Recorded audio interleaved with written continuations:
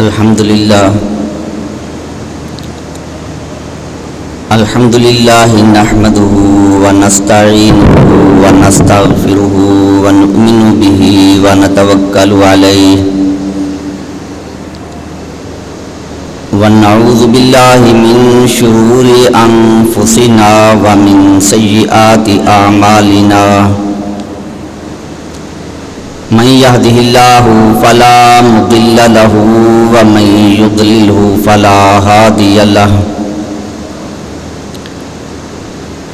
ونشهد أن لا إله إلا الله وحده لا شريك له ونشهد أن سيدنا ومولانا محمدا عبده ورسوله أما بعد فأعوذ بالله من الشيطان الرجيم بسم الله الرحمن الرحيم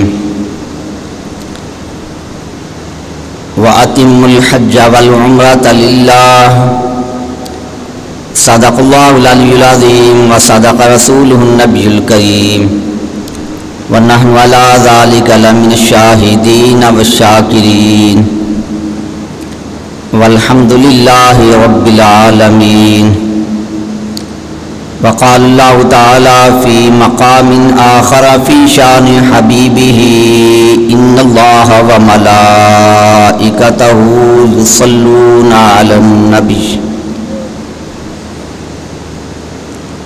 يا أيها الذين آمنوا صلوا عليه وسلموا تسليما.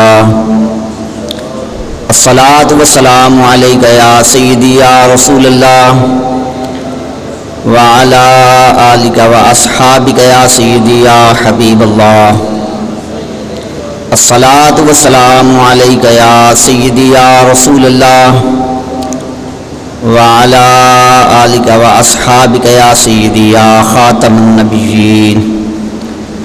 الصلاة والسلام عليك يا سيدي يا رسول الله وعلى آلك وأصحابك يا سيدي يا رحمة للعالمين. تمام تعریفیں اللہ رب العزت جل شانہ کی ذات مقدسہ کے لیے جو تمام کائنات کا خالق و مالک ہے اور جس نے ہمیں پیدا فرما کر اپنے بے شمار انعامات سے نوازا اور درود لامحدود ہمارے آقا و مولا سید دو عالم نور مجسم نبی مکرم شفیع معظم صلی اللہ تعالی علیہ وسلم کی بارگاہ اقدس میں جن کی محبت و اطاعت اور غلامی ہمارے لیے ذریعہ نجات ہے اور جن کی ذات بابرکات اللہ تبارک و تعالی کے انعامات کے حصول کا وسیلہ اور ذریعہ عظمیٰ ہے. حمد و صلوات کے بعد معزز محترم سامعین حاضرین، حج مبارک کے ایام کی مناسبت سے گزشتہ جمعۃ المبارک میں بھی نبی پاک صلی اللہ تعالی علیہ وسلم کے حج اور عمرہ کے اندر آپ کی جو ادائیں تھیں ان کے حوالے سے چند ایک باتیں عرض کی. محبوب پاک صلی اللہ تعالی علیہ وسلم نے حج ادا فرمایا، عمرہ ادا کیا، تو آپ کی ان اداؤں کو اللہ تبارک و تعالی نے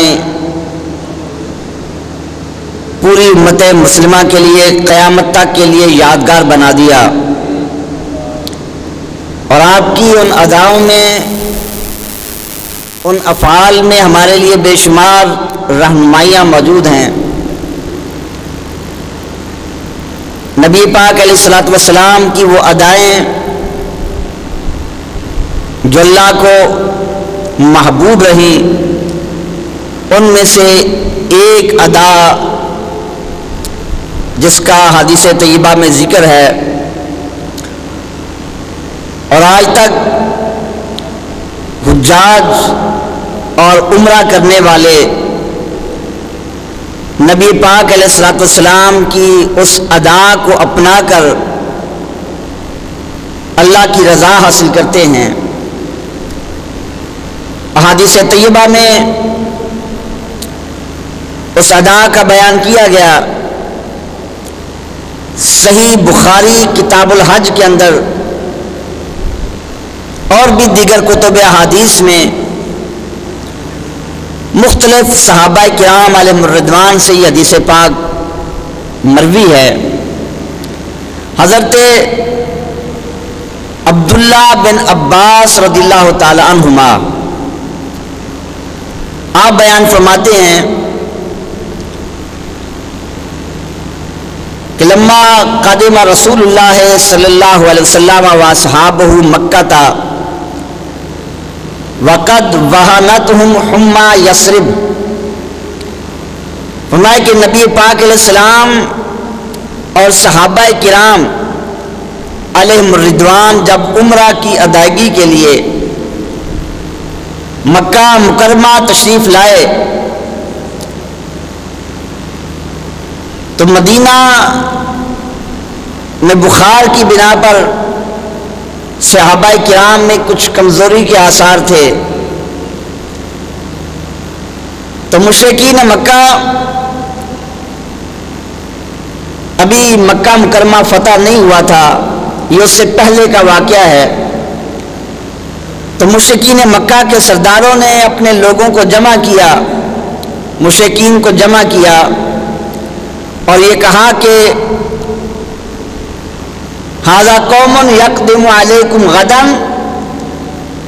قد وہنتہم الحمى، فرمایا کہ یہ لوگ عمرہ کی ادائیگی کے لیے آ رہے ہیں لیکن بخار کی بنا پر یہ کمزور ہو چکے ہیں، یہ طواف نہیں کر سکیں گے، ان میں یہ طاقت نہیں ہے۔ تو انہوں نے منصوبہ بنایا کہ ہم ان کا مذاق اڑائیں گے، جب یہ طواف کرنے لگیں گے کمزوری کی بنا پر، ضعف کی وجہ سے صحیح طریقے سے چل نہیں سکیں گے، تو ہم ان کا مل کر مذاق بنائیں گے، نشانہ مذاق بنائیں گے۔ فجلسوا مما یلی الحجرہ، سارے مشرکین اکٹھے ہو کر خانہ کعبہ میں بیٹھ گئے، اپنے لوگوں کو تیار کر لیا کہ نبی پاک علیہ الصلوۃ والسلام اور صحابہ کرام جب عمرہ ادا کریں گے، طواف کریں گے، کمزوری کا مظاہرہ ہوگا، ان سے چلا نہیں جائے گا، تو پھر ہم آوازیں کسیں گے، مذاق اڑائیں گے۔ محبوب پاک علیہ الصلوۃ والسلام آپ نے صحابہ کو حکم دیا ان یرملوا ثلاثۃ اشواط، کہ صحابہ آج کفار یہ سمجھتے ہیں کہ شاید نبی پاک علیہ السلام کے غلام کمزور ہیں، طواف نہیں کر سکتے، ان میں چلنے کی طاقت نہیں، ہمت نہیں، وہ ہمارا مذاق اڑانا چاہتے ہیں۔ تو فرمایا کہ تم نے یہاں رمل کرنا ہے، طواف کے پہلے 3 چکروں میں رمل کرنا ہے۔ رمل کا معنی کیا ہے؟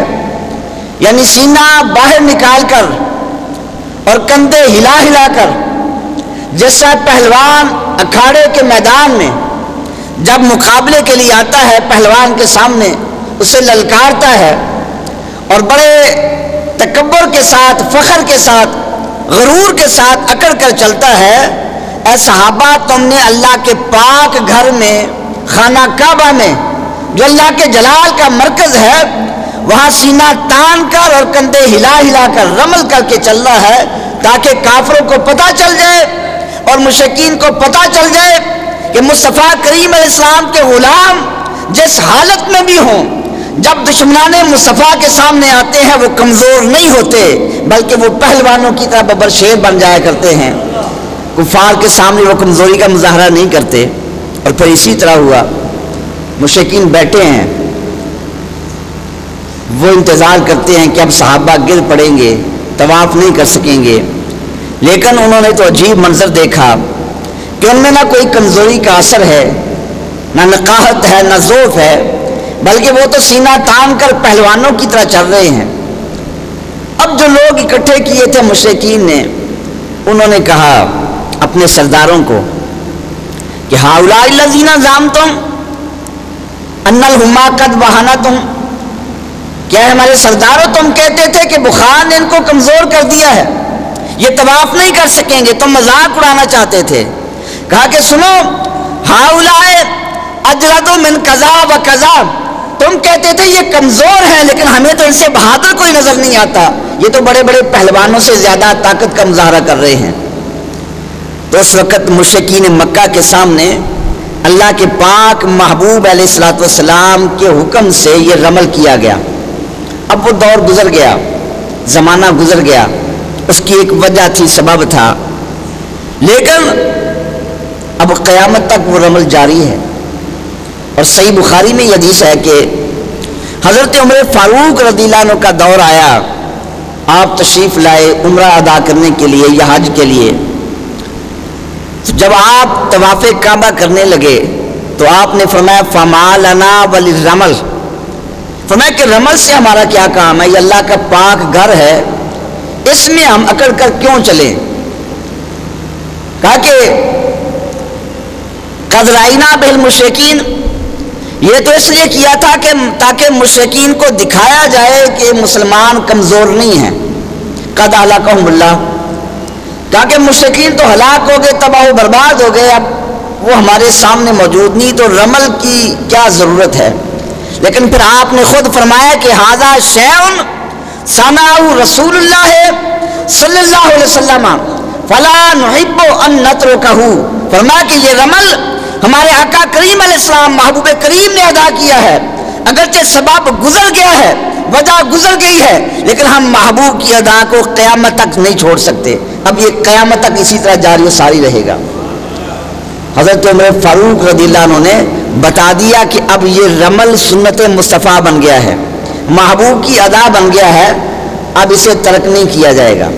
علامہ زرقانی مواہب اللدنیہ کی شرح، آپ نے اس میں یہ لکھا، فرمایا کہ حضرت عمر فاروق رضی اللہ عنہ آپ نے پہلے رمل کو ترک کرنے کا ارادہ ظاہر کیا لیکن ترک نہیں کیا بلکہ اس کو جاری رکھا۔ اس میں حکمت کیا تھی؟ آپ نے وجہ بیان کی کہ اس رمل کی حکمت کیا ہے، سبب کیا ہے۔ فرمایا کہ ان الرامل اذا رمل تذکر السبب فیذکر نعمت اللہ علی اعزاز الاسلام واہلہ، فرمایا کہ اگر جب کافر موجود نہیں ہیں، اب وہ سبب موجود نہیں ہے، لیکن جب بھی کوئی مسلمان رمل کرے گا، اس مقام پہ سینہ تان کر چلے گا، فوراً اس کے ذہن میں یہ منظر آ جائے گا، ایک وہ وقت تھا اللہ نے اپنے محبوب کے صحابہ کو شان و شوکت عطا فرمائی تھی، کفار کے سامنے غلبہ عطا فرمایا تھا، فرمایا کہ اسلام کے غلبے کا وہ منظر تازہ ہو جائے گا، اس کو باقی رکھنے کے لیے رمل کو باقی رکھا گیا۔ اب ذرا غور کیجئے، جس دن اور جس ادا سے اسلام کی شوکت کا اظہار ہوتا ہے، اس ادا کو زندہ رکھا جاتا ہے، اور جس دن اس اسلام والا تشریف لائے، اس دن کی یاد کیسے نہ منائی جائے۔ جس دن اسلام کی طاقت کا اظہار ہو، اس دن کو منایا جاتا ہے، اس ادا کو منایا جاتا ہے، اس ادا کو تازہ کیا جاتا ہے۔ اور جس دن صاحب اسلام تشریف لائیں، جن کے صدقے سے حج ملا، جن کے صدقے سے عمرہ ملا، جن کے صدقے سے کعبہ ملا، قرآن ملا، دین ملا، ایمان ملا، اسلام ملا، تو ان کی آمد پہ اگر ہم اس یاد کو تازہ کرنے کے لیے محبوب کا ذکر کر لیں، اس میں کون سا شرک یا بدعت لازم آ جائے گا؟ تو یہ حدیث پاک محبوب کریم علیہ السلام کی ادا جو ہے، اس میں اگر غور کیجئے، محبوب کریم علیہ السلام کی عظمت اور شان کے بے شمار جلوے نظر آتے ہیں۔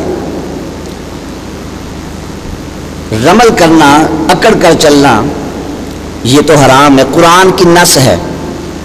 قرآن میں اللہ نے فرمایا لا تمشی فی الارض مرحا، زمین پر اکڑ کر نہ چلو، انک لن تخرق الارض ولن تبلغ الجبال طولا، کہ تم زمین کو پھاڑ نہیں سکتے، پہاڑوں کی بلندیوں تک نہیں پہنچ سکتے، تو زمین پر اکڑ کر چلنا قرآن نے حرام کر دیا۔ یہ نہیں فرمایا کہ فلاں جگہ چلنا جائز ہے فلاں جگہ حرام ہے، بلکہ فرمایا زمین کے کسی بھی حصے میں زمین پر اکڑ کر سینہ تان کر چلنا حرام ہے۔ بازار کے اندر اگر کوئی سینہ تان کر چلے وہ بھی گناہگار، حرام۔ اگر گھر کے اندر سینہ تان کر چلے اکڑ کر چلے وہ بھی حرام۔ اگر مسجد میں سینہ تان کر چلے اکڑ کر چلے وہ اور زیادہ حرام۔ اور اگر مسجد نبوی میں مسجد حرام میں اکڑ کر چلے وہ بھی حرام۔ لیکن عین طواف کے اندر خانہ کعبہ کا طواف کرتے ہوئے وہی اکڑ کر چلنا جو حرام تھا وہ عبادت بن گیا، جو اللہ کی ناراضگی کا سبب تھا وہ اللہ کی رضا کا سبب بن گیا۔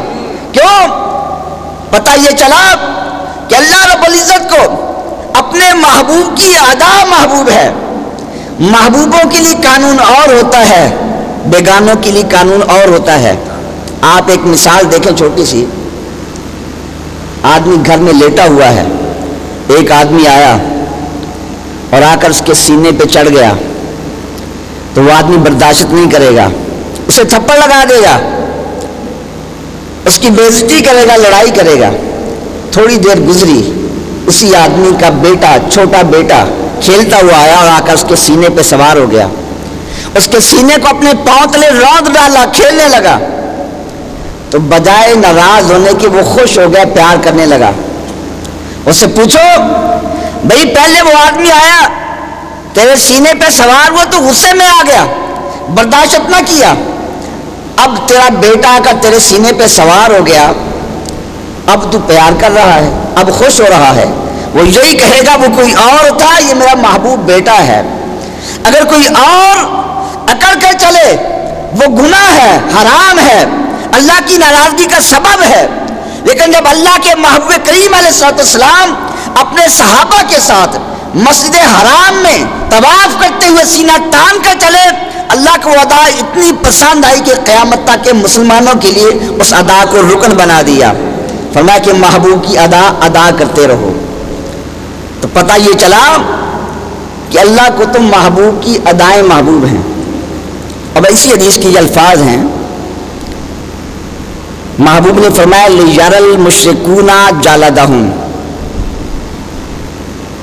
کہ یہ کام ہم نے اس لیے کیا تاکہ مشرکین کے سامنے اپنی طاقت اور شوکت کا اظہار کیا جائے۔ نعرہ تکبیر، نعرہ رسالت، نعرہ حیدری، فیضان محدث اعظم پاکستان، جگر گوشہ محدث اعظم پاکستان۔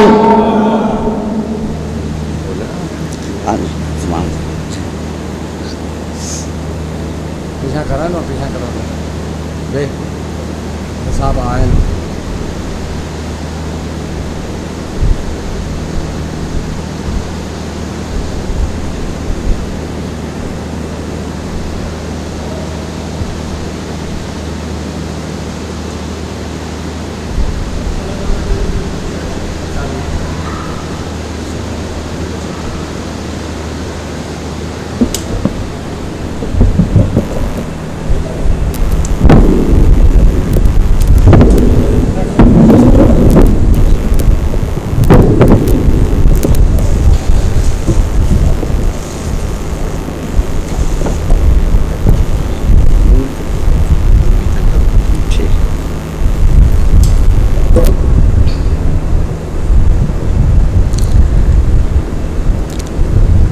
معزز سامعین،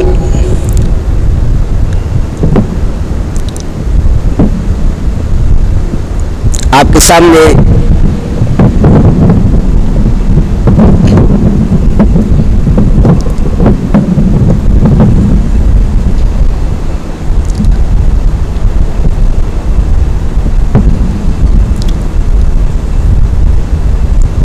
یہ عرض کر رہا تھا کہ محبوب محبوب پاک صلی اللہ تعالیٰ علیہ وسلم کے حکم سے رمل کیا گیا۔ اللہ رب العزت کے پاک گھر جو اللہ کے جلال کا مرکز ہے، عام جگہ اور زمین کے کسی بھی حصہ میں انسان چلے تو حکم ہے کہ لا تمشی فی الارض مرحا، کہ زمین پر اکڑ کر چلنا حرام ہے۔ لیکن جب اللہ کے محبوب صلی اللہ تعالیٰ علیہ وسلم نے صحابہ کرام کو حکم دیا اور آپ کے حکم سے اللہ کے جلال کے مرکز میں، اللہ کے پاک گھر میں صحابہ کرام علیہ الرضوان نے محبوب کے حکم سے رمل کیا، تو اللہ رب العزت کو وہ ادا اتنی پسند آئی، وہ ادا اتنی محبوب ہوئی کہ قیامت تک کے لیے مسلمانوں کو اس کو باقی رکھ دیا گیا۔ تو پتہ یہ چلا کہ اللہ رب العزت کو محبوب کی ادا محبوب ہے۔ فرمایا کہ لِيَرَى الْمُشْرِكُونَ جَلَدَهُمْ، یہ کام ہم کیوں کرتے ہیں؟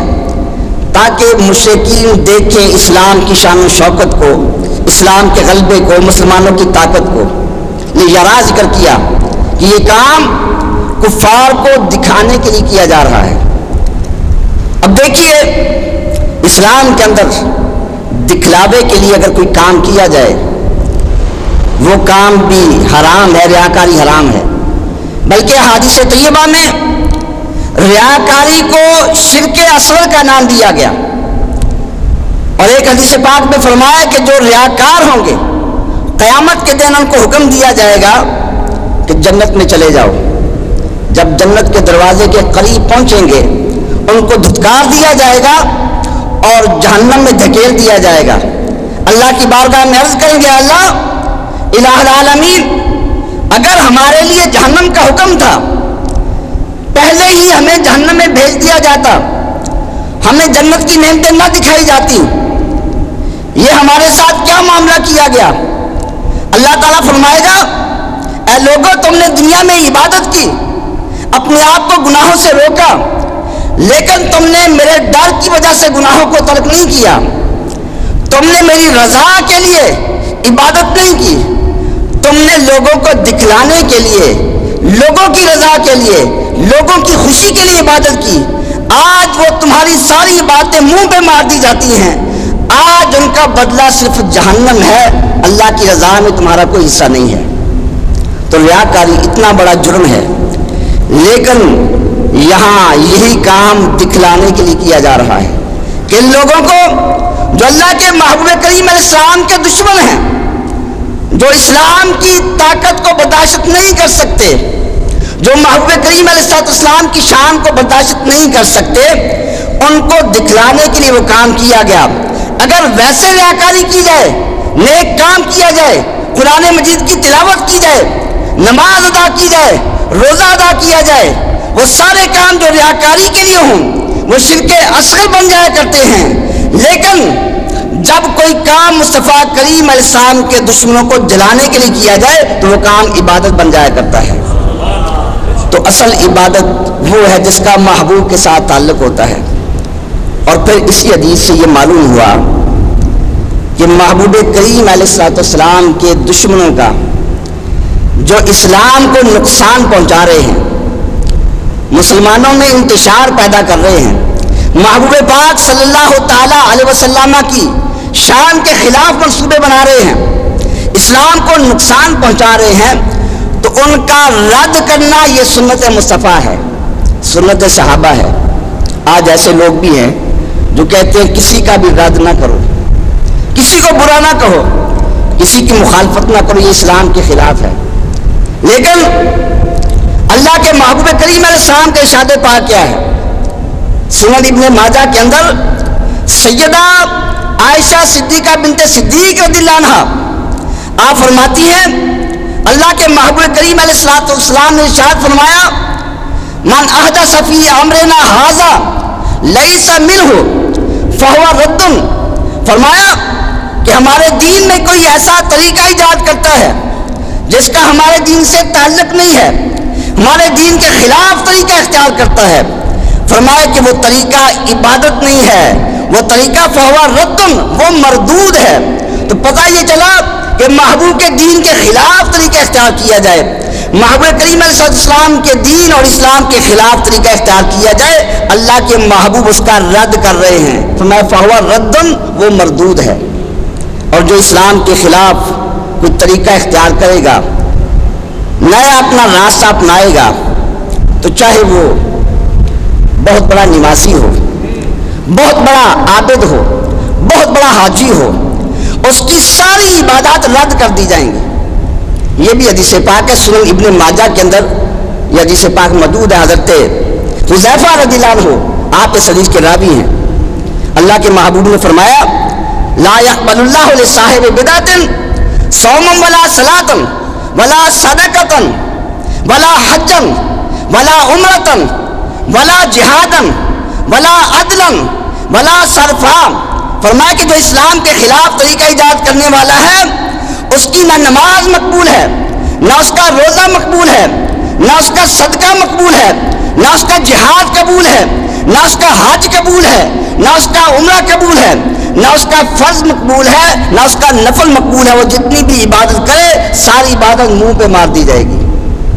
تو جب تک اسلام والے کے ساتھ تعلق نہیں ہوگا، یہ ظاہری عبادات، یہ ظاہری تبلیغیں، یہ ظاہری علم و حکمت کی باتیں وہ کام نہیں آئیں گی۔ یہ آستانہ عالیہ محدث اعظم پاکستان رحمۃ اللہ علیہ، اس کی یہ خاصیت ہے۔ یہ آستانہ عالیہ محدث اعظم پاکستان رحمۃ اللہ علیہ کی شان ہے، اور یہ شان اور یہ امتیازی خصوصیت فاضل بریلوی سے ملی ہے۔ یہ فاضل بریلوی کا صدقہ ہے، یہ بریلی شریف کا فیض ہے۔ ہمارے امام اہل سنت فاضل بریلوی رحمۃ اللہ تعالیٰ علیہ، آپ نے فرمایا کہ جس کسی کا محبوب کے ساتھ تعلق نہیں ہے، فرمایا چاہے تمہارا باپ ہے، تمہارا استاد ہے، تمہارا پیر و مرشد ہے، اس کی محبت کو دل سے ایسے نکال دو جس طرح دودھ سے مکھی کو نکال کر پھینک دیا جاتا ہے۔ اب پچھلے جمعۃ المبارک میں طاہر القادری کے سلسلہ میں کچھ باتیں آپ کے گوش گزار کی گئیں، اور یہ بھی ایک ایسا فتنہ اسلام میں پیدا ہو چکا ہے، اور آپ کے سامنے قرآن و حدیث کے دلائل کی روشنی میں باتیں کی گئیں، لیکن ان لوگوں کو یہ برا لگا، میسجز آئے، خطوط آئے، اور سیدی محدث اعظم پاکستان رحمۃ اللہ علیہ کے آستانہ عالیہ کے متولی حضور قبلہ صاحبزادہ محمد فیض رسول صاحب، ان کے متعلق بد زبانی کی گئی، بلکہ حضور پیر طریقت سجادہ نشین قاضی محمد فضل رسول حیدر رضوی دامت برکاتہ العالیہ، آپ پہ الزام تراشی کی گئی۔ تو معزز سامعین، آپ بھی گواہ ہیں، آپ بھی جانتے ہیں، یہاں کوئی گالی گلوچ نہیں کی گئی، کسی کی عزت نہیں اچھالی گئی۔ یہ کہا کہ یہاں آستانہ عالیہ محدث اعظم پاکستان میں بد زبانی کی گئی، شرفاء کی عزتیں اچھالی گئی، بد تہذیبی کا مظاہرہ کیا گیا، بےہودہ اور فحش زبان استعمال کی گئی، حالانکہ یہ آستانہ عالیہ محدث اعظم پاکستان کا طریقہ نہیں ہے۔ یہاں حق کی آواز کو بلند کیا جاتا ہے۔ اب چند ایک باتیں میں عرض کروں گا۔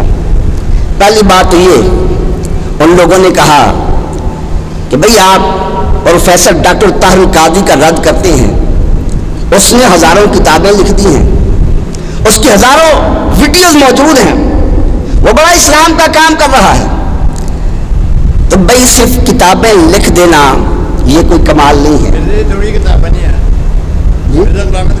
جی جی حضور میں عرض کر رہا ہوں جی، اگر ویسے کتابیں دیکھی جائیں، نیلام گھر میں یہ سوال آیا تھا کہ سب سے زیادہ تصنیف کس نے کی ہے، تو اس وقت کس کا نام آیا، تو وہاں یہ بتایا گیا کہ محدث اعظم پاکستان رحمۃ اللہ علیہ کے شاگرد علامہ فیض احمد ویسی رحمۃ اللہ علیہ کی کتابیں سب سے زیادہ ہیں۔ لیکن جیسا کہ قبلہ پیر صاحب فرما رہے ہیں کہ کتابیں لکھ لینا یہ کوئی کمال نہیں ہے۔ مرزا غلام احمد قادیانی، پوری امت مسلمہ ان کا اجماع ہے، محبوب کریم علیہ السلام کی ختم نبوت کا انکار کرنے والا، نبوت کا دعویٰ کرنے والا، اسلام سے اس کا کوئی تعلق نہیں، قانونی طور پر اس کو کافر قرار دیا گیا، اس کی کتابیں موجود ہے، تفسیر موجود ہے۔ بلکہ اور دیکھیے، درس نظامی پڑھایا جاتا ہے، بریلوی مدارس میں بھی اور دیوبندی مدارس میں بھی سب سے پہلی جو کتاب پڑھائی جاتی ہے صرف بہائی، اس کا مصنف کون ہے؟ بہاؤالدین آملی، وہ شیعہ ہے. اس شیعہ نے وہ کتاب لکھی، وہ سب سے پہلے پڑھائی جاتی ہے. شاہ تہذیب پڑھے، شاعر عبداللہ یزدی شیعہ ہے، اس نے وہ کتاب لکھی. کافیہ علامہ ابن حاجب رحمۃ اللہ علیہ نے لکھی، لیکن کافیہ جس کتاب سے اخذ کی گئی اس کے مصنف علامہ جلالہ زمخشری وہ معتزلی تھا. تفسیر بیضاوی علامہ بیضاوی رحمۃ اللہ علیہ نے لکھی، لیکن جس تفسیر سے اخذ کی گئی تفسیر کشاف، اس کا مصنف علامہ جلالہ زمخشری معتزلی گمراہ فرقے سے تعلق رکھتا تھا. تو صرف کتابیں لکھ لینا یہی دین کی خدمت نہیں ہے. جب تک دین والے سے تعلق نہ ہو، دین والے نے جو حکم دیا ہے، دین والے کا حکم کیا ہے، اللہ کے محبوب کا حکم کیا ہے، قرآن کا حکم کیا ہے. فرمایا ما کان اللہ لیذر المؤمنین علی ما انتم علیہ حتی یمیز الخبیث من الطیب. فرمایا کہ اللہ کی شان نہیں ہے کہ مومنین کو اس حال پہ باقی رکھے کہ خبیث اور پاکیزہ اکٹھے ہو جائیں. اللہ ان کو جدا جدا فرما دے گا. اللہ فرماتا ہے کہ خبیث اور طیب کو آپس میں ملانا نہیں ہے، ان میں نکھار پیدا کرنا، امتیاز پیدا کرنا ہے. اب پروفیسر طاہر القادری کی بات آپ کو سناتا ہوں. یہ ایسی بات نہیں کہ ہم الزام تراشی کریں. ابھی آپ جا کر ویڈیو دیکھیں، اس کی نیٹ پہ موجود ہیں. طاہر القادری ایک تو شیعہ کا مجمع موجود ہے اور سنی موجود ہیں، اکٹھے مشترکہ مجمع میں وہ تقریر کر رہا ہے. اس نے کہا کہ سنی شیعہ آپس میں شیر و شکر ہو جائیں، اور پھر یہ کہا سرائکی زبان میں وہ تقریر کر رہا ہے، پھر یہ کہا کہ جو کوئی ملا ملوانا سنی شیعہ کو دو کرنا چاہے تم اس کو دو کر دو، اس کے ٹکڑے کر دو. اب سامعین دیکھیے، ظاہراً یہ ایک جملہ ہے، لیکن اس جملہ میں کتنی بڑی گستاخی ہے. اب بتائیے سنی شیعہ کو دو کرنے والے کون ہیں؟ سنی شیعہ کو دو کرنے والے پیر قاضی محمد فضل رسول صاحب نہیں ہیں. سنی شیعہ کے کو دو کرنے والے، شیعہ کے خلاف فتویٰ جاری کرنے والے کون ہیں؟ شہنشاہ ولایت سیدنا غوث اعظم محبوب سبحانی رضی اللہ تعالیٰ عنہ. آپ سنی شیعہ میں تفریق اور فرق کو بیان کرنے والے ہیں. آپ نے شیعہ کا رد کیا. داتا علی حجویری وہ سنی شیعہ میں فرق کرنے والے ہیں. خواجہ غریب نواز وہ فرق کرنے والے ہیں. امام احمد رضا فاضل بریلوی وہ فرق کرنے والے ہیں. اور طاہر القادری کہتا ہے کہ جو سنی شیعہ میں فرق کرے اس کو دو کر دو. تو بتائیے جو ان علماء کی، ان اکابر کی، ولایت کے شہنشاہ کی گستاخی کر رہا ہے، اس کا اہل سنت کے ساتھ کیا تعلق ہو سکتا ہے؟ ہم نے تو یہی کہا اگر آپ کے پاس دلائل ہیں تو دلائل کی روشنی میں بات کریں. اور پھر اس نے یہ کہا جب خمینی مرا شیعوں کا امام، اس نے یہ کہا کہ خمینی کا جینا علی کا جینا تھا، الیاذ باللہ خمینی کا مرنا حسین کا مرنا تھا. اور کہا کہ خمینی کی محبت کا تقاضا ہے کہ بچہ بچہ خمینی بن جائے، الیاذ باللہ. دوسرے لفظوں میں یوں کہہ لیجئے کہ اس نے یہ کہا کہ خمینی کی محبت کا تقاضا یہ ہے کہ بچہ بچہ گستاخ صحابہ بن جائے. شیعہ وہ تو صحابہ کے گستاخ ہیں، تو وہ یہ دعوت دے رہا ہے کہ اس کی محبت کا، شیعہ کے امام کی محبت کا تقاضا یہ ہے کہ بچہ بچہ خمینی بن جائے. تو اب بتائیے کیا یہ قرآن کا حکم ہے؟ کیا یہ اللہ کے محبوب کی حدیث پاک ہے؟ محبوب کا ارشاد کیا ہے؟ محبوب کا فرمان کیا ہے؟ محبوب نے فرمایا، سنن ترمذی کی حدیث پاک ہے، فرمایا اذا رأیتم الذین یسبون اصحابی فقولوا لعنت اللہ علی شرکم. اے میرے غلاموں، جب تم دیکھو کوئی شخص میرے صحابہ کو گالی بک رہا ہے، میں کہ تمہارا فرض بنتا ہے کہ تم یہ کہو کہ اللہ تمہارے شر پر لعنت کرے. اللہ کے محبوب حکم دے رہے ہیں جو صحابہ کا گستاخ ہو وہ لعنت کے قابل ہے، اس کا اسلام سے تعلق نہیں ہے، مگر یہ قائد انقلاب بنا پھرتا ہے. اس کا دعویٰ یہ ہے کہ ایک اس کی محبت کا تقاضا یہ کہ بچہ بچہ خمینی بن جائے. اور پھر میں نے آپ کے سامنے یہ بات بھی وضاحت کے ساتھ بیان کی کہ اس نے یہ کہا کہ ہم عیسائیوں کو کافر نہیں کہتے، یہودیوں کو کافر نہیں کہتے۔ اب ہم تو کسی پہ کفر کا فتویٰ نہیں لگا رہے، اللہ کے قرآن سے پوچھیں اللہ کا قرآن کیا فرماتا ہے۔ لقد کفر الذین قالوا ان اللہ هو المسیح ابن مریم، فرمایا کہ عیسائی جو کہتے ہیں حضرت عیسیٰ ابن مریم اللہ کے بیٹے ہیں، وہ پکے کافر ہیں۔ لام ذکر کیا اور قد ذکر کیا، لام بھی تاکید کے لیے آتا ہے اور قد بھی تاکید کے لیے آتا ہے، اور یہ عربی کا قاعدہ ہے، علم معنی کا یہ قاعدہ ہے، تاکید وہاں لائی جاتی ہے جہاں انکار کرنے والا موجود ہو۔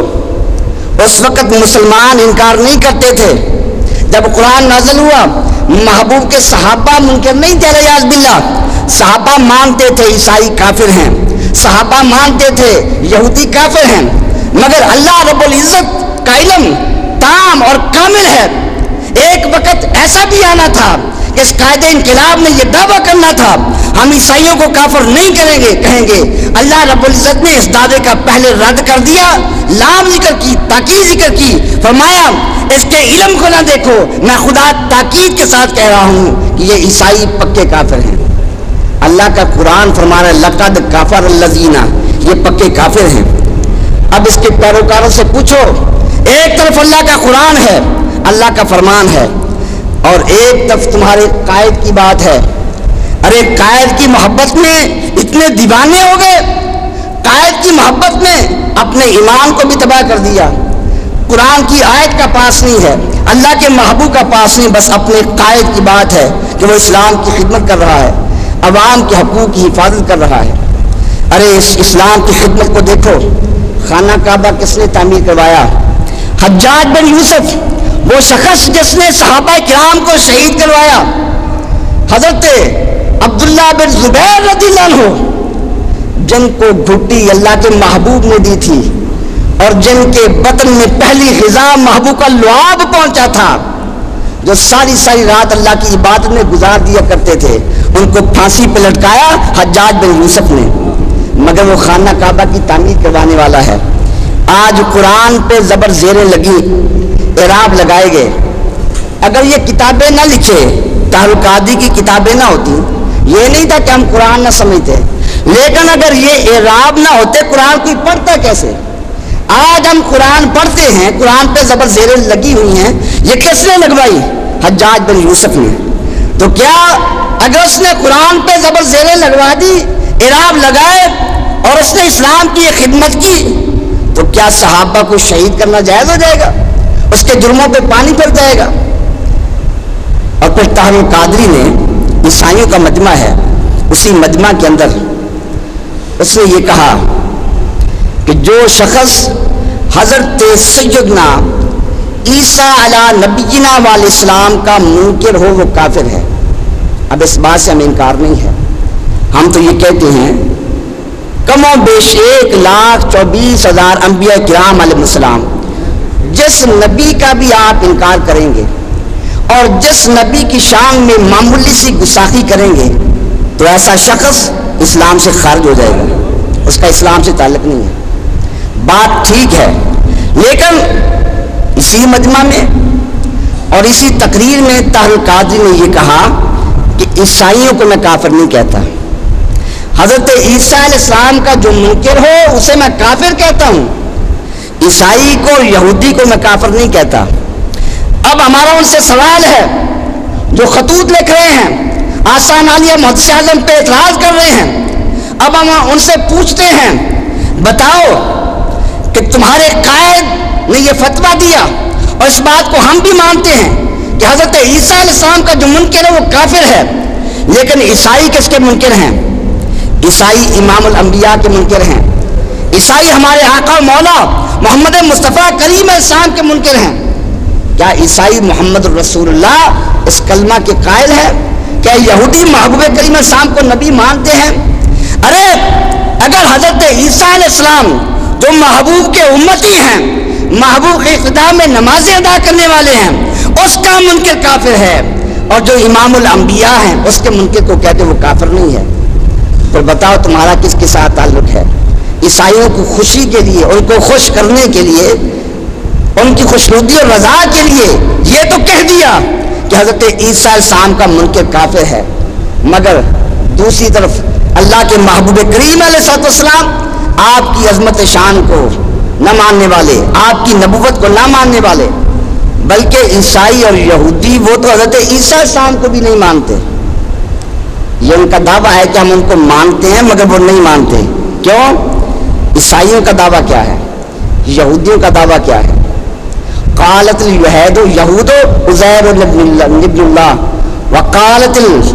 قالت النصارى المسیح ابن اللہ. عیسائیوں نے کہا کہ حضرت عیسیٰ علیہ السلام الیاذ باللہ اللہ کے بیٹے ہیں. یہودی کہتے ہیں حضرت عزیر علیہ السلام اللہ کے بیٹے ہیں. تو بتاؤ کہ جو شخص یہ کہے کہ حضرت عیسیٰ علیہ السلام الیاذ باللہ اللہ کے بیٹے ہیں، اس کا نہ اللہ پہ ایمان ہے نہ حضرت عیسیٰ علیہ السلام پہ ایمان ہے. اللہ کے کسی نبی کا یہ عقیدہ نہیں ہے کہ اللہ کی کوئی اولاد ہے. لم یلد ولم یولد، اللہ نہ والد ہے نہ مولود ہے، اللہ اولاد سے پاک ہے. تو عیسائی تو حضرت عیسیٰ علیہ السلام کے بھی قائل نہیں ہیں، ان کی نبوت کے بھی قائل نہیں ہیں، ان کی تعلیمات کے بھی قائل نہیں ہیں. عیسائیوں کو کہتا ہے کہ وہ کافر نہیں ہے، مگر محبوب کریم علیہ السلام، آقا کریم علیہ السلام جن کے نام کا ہم صدقہ کھاتے ہیں، ان کے منکر کو وہ کہتا ہم کافر نہیں کہتے. تو ایسا شخص جو اسلام کی تعلیمات کے خلاف باتیں کرے، وہ سینکڑوں کتابیں لکھ دے، ہزاروں کتابیں لکھ دے، اس کی کتابوں کا کیا فائدہ؟